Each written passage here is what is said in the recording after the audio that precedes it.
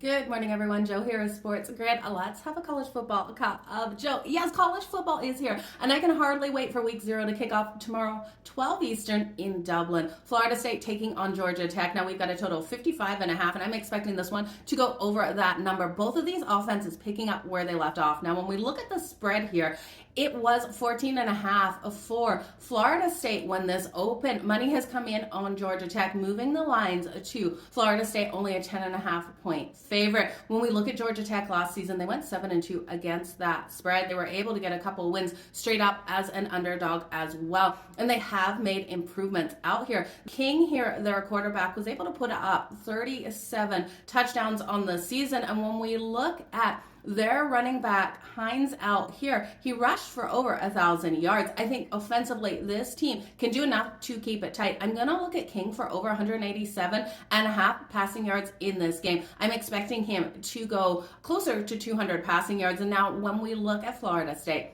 DJU is now under center, and I'm so excited to see him out there. He was with Oregon State last season. He was able to get 6 rushing touchdowns. He's so good with using his legs in that red zone. I would look at him today for that rushing touchdown. That's coming in at minus 108. The book's expecting him to be able to get it done too.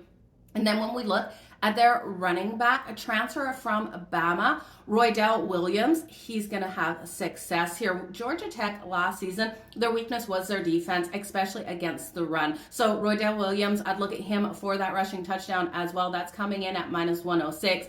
DJU, you can look at him for his rushing yards over 20.5.